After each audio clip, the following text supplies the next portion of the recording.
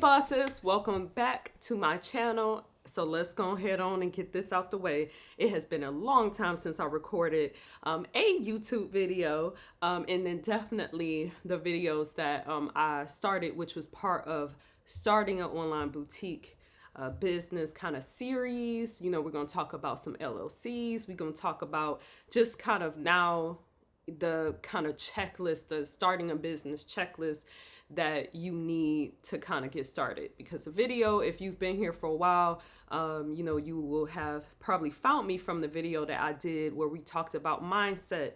And, you know, before you even get into the legal entities and kind of the, you know, tactical things of starting a business, you probably found me from that video. Now it's time to go ahead and get tactical and make sure that you have a business that's legally set up. We are going to do it as a get ready with me. So I'm going to go ahead and beat my face. This is a very simple, natural look for us to kind of, you know, start our day. If you want to do an everyday look, this is perfect for that. So we gonna get started. I think I'm gonna start with, I always like to start, of course, you need to moisturize your face. I already did that, but I use this Glossier moisturizer, and it's a primer also in this, which I really like. It's a good everyday moisturizer. And then so I've already done this part, and so then we just gonna go in using this Rose Flash Balm, which is a good kind of mask balm from Pixie, but also works really well as a primer as well to put your makeup over. So we just gonna go into that. So I do have my checklist, y'all, because y'all know, if y'all see my other videos, I when it comes to talking, I chats. But it's worth it, I promise you. But I do have my little cheat sheet so that, you know, we stay on par. So if you see me kind of looking off to the side, that's why. However, now that you've thought, like I said, about your mindset, you know, we know why we want to start our online boutique. We know, you know, why we want to start a business. If you're just starting a small business, now you need to make sure that you are basically have a business formation. Before you get started with this part, what I would recommend is that you go ahead and familiarize yourself with your state Secretary of State. So you can go and use your good friend Google University, and Google that to find a website of your particular state. Because not that this isn't complicated in itself, but each state has different rules that you have to abide by in order to make sure your business is set up from a legal standpoint and also from a tax kind of perspective as well. So you want to make sure that that's what you do first. For my company, I decided to do an LLC. There are several different business organizations, including sole proprietorship. You also have corporations, which honestly, I don't think, if you're just starting your business and you are, you know, not making money from that business yet, which those kind of go hand in hand, I doubt if you are going to be able to do a corporation and reap the benefits of doing a corporation at this point from a tax perspective. LLC is good because what it basically does is it protects your personal assets from your business assets. So if for whatever reason, you know, something legally happens under your business, then, you know, your personal assets are more or less protected. But you get to reap the benefits of, you know, having your business organization you know, registered with the state as a LLC. So that's what I did, but I definitely would recommend at this point you going ahead and doing your research to see what's best for you. Also, you know, think about the future.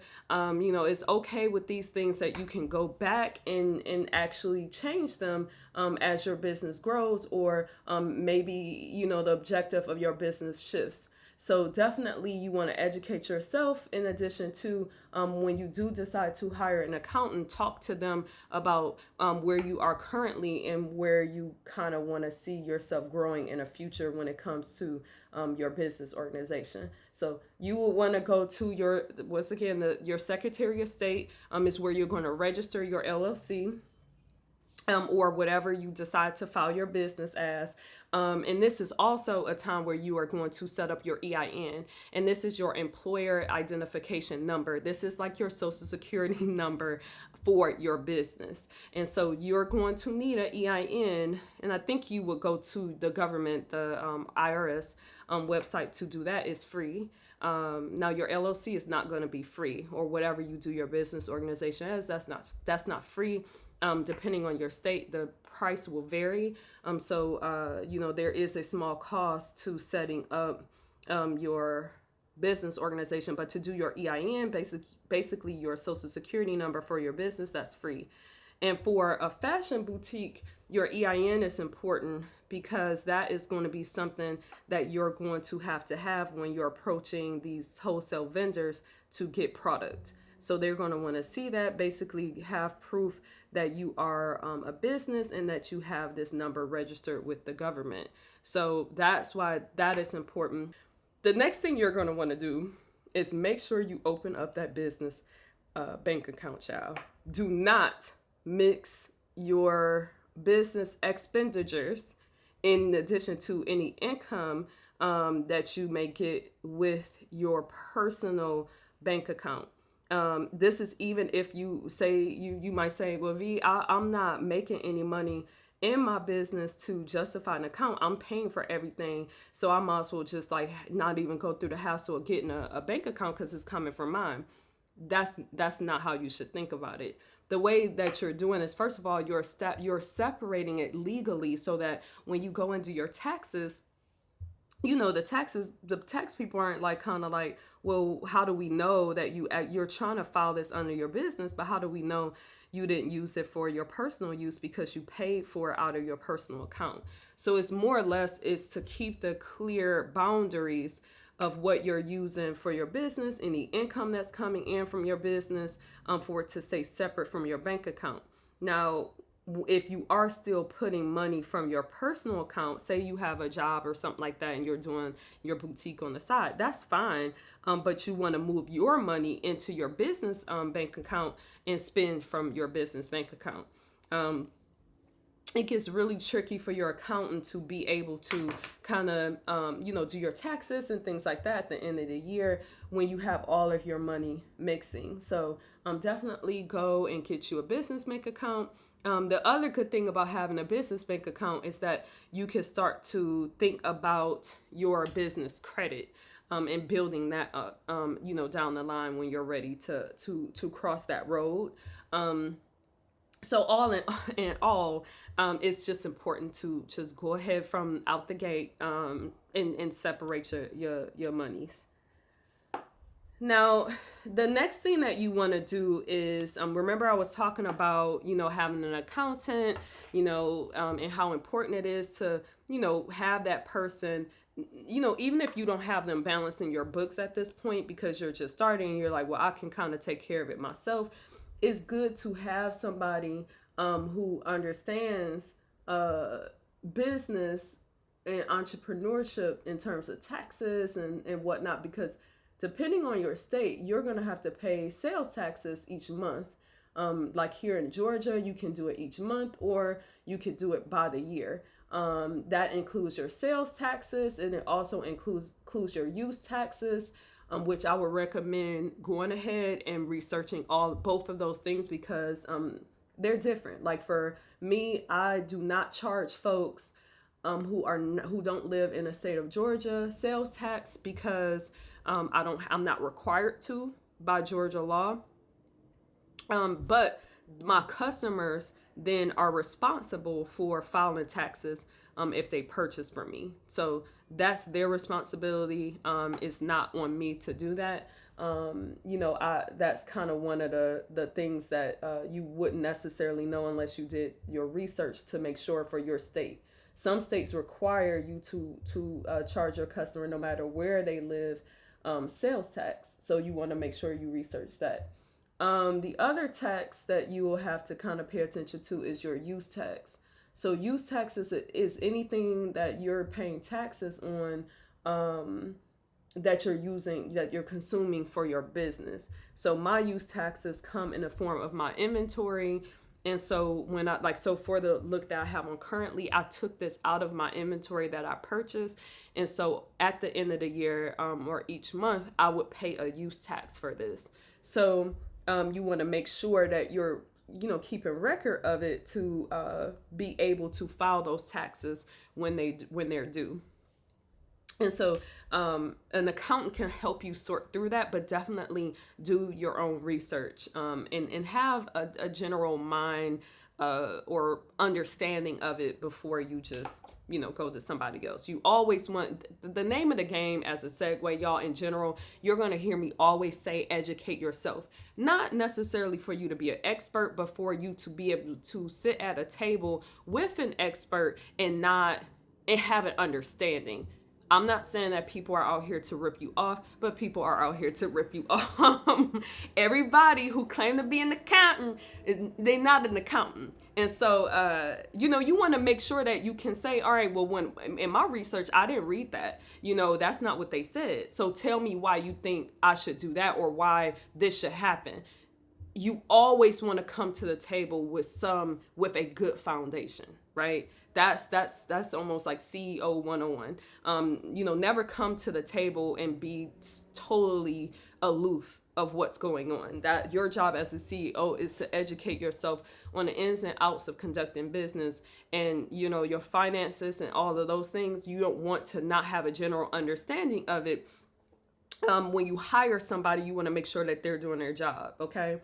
And so, however, going back to, what I was saying, at this point, once you have all those licenses and things like that, you double check with your Secretary of State to make sure that you have those things. You want to go ahead and get you an accountant to maybe help you start your books or maybe balance your books. If you're not ready to pay for something like that, then Quickbooks is something that I recommend. I think the spreadsheets and things like that, like is cool. Like if you are good with numbers, definitely, do that. But if you're kind of like me, I'm not, just being honest, I'm not the best at numbers. Numbers are not necessarily my forte, you know what I'm saying? Like, but I understand them from a more logical standpoint. So like in college, I love statistics because statistics were actually numbers that you could apply to situations. And that's the type of numbers I understand and I thrive at and I do well at.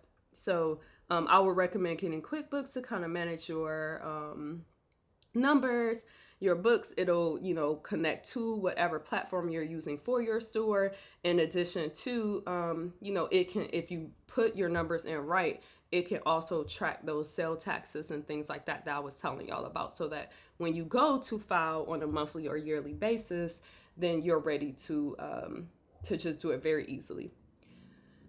So the one thing that I almost forgot when we were talking about certificates and licenses is a resale certificate, y'all. That resale certificate is so important for a retailer because that's how you really legally conduct business and sell goods to your consumers. And so you can get that through your Secretary of State. In some states it's called in Georgia it's a resale certificate. I think in other states it's called a sales certificate, but they're the same thing. You want to make sure that you get that before, because honestly your vendors are going to look for that in your EIN before they even do business with you. So you want to make sure you lock that thing down. And also this is a good time to make sure that you have any other licenses and certificates that you may need for your company by just kind of looking through your Secretary of State. The good thing about your Secretary of State is that they sometimes have checklists that you could go to and find basically everything that you need to get your business off the ground. So definitely use that website, y'all. The SBA is a good website too. The Small Business Administration, that's a good website too.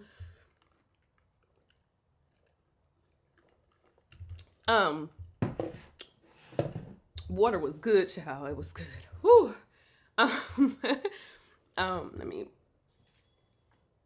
Water was good, honey. So that's that.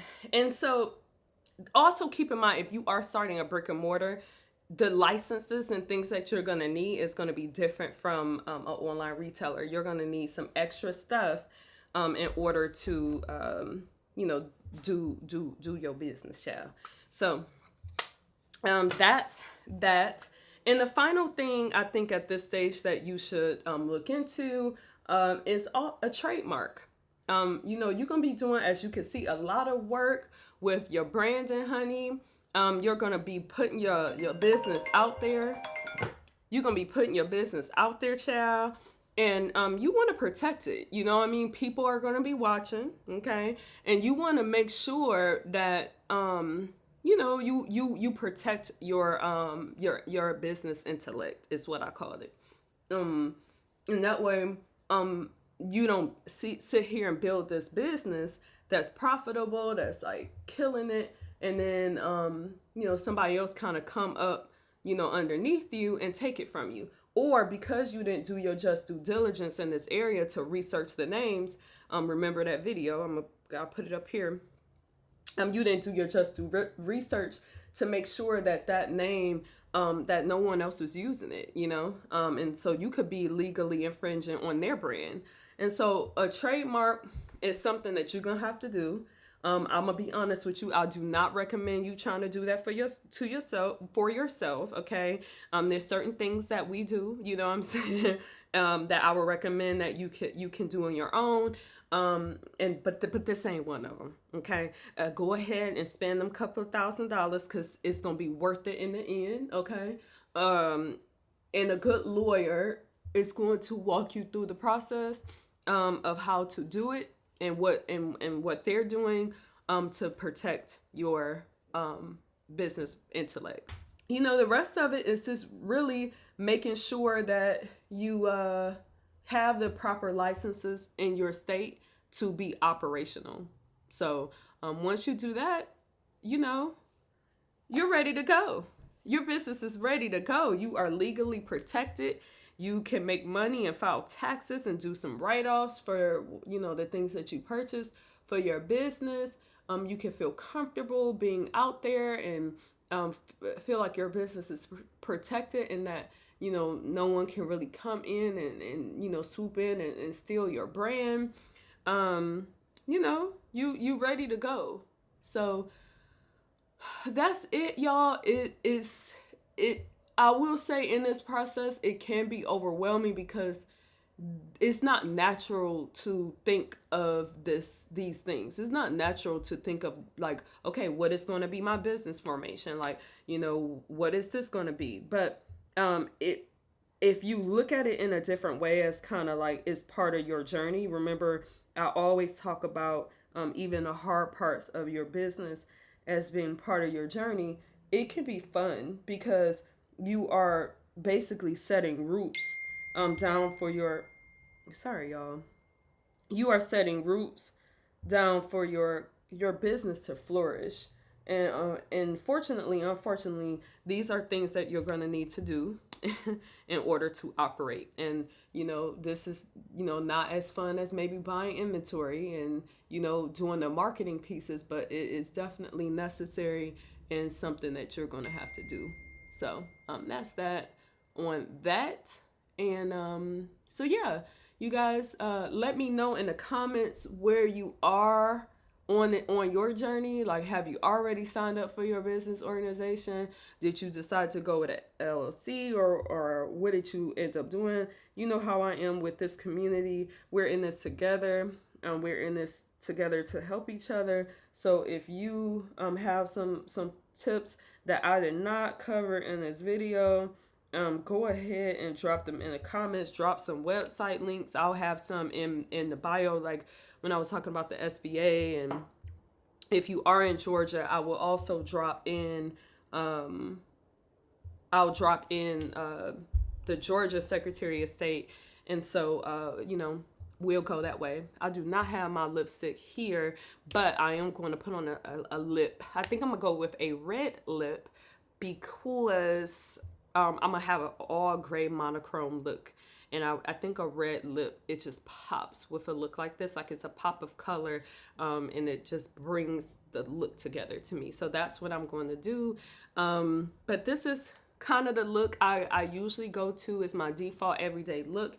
And when I'm doing content videos, because like I was telling y'all, I don't necessarily like to, do anything that's too much for our content.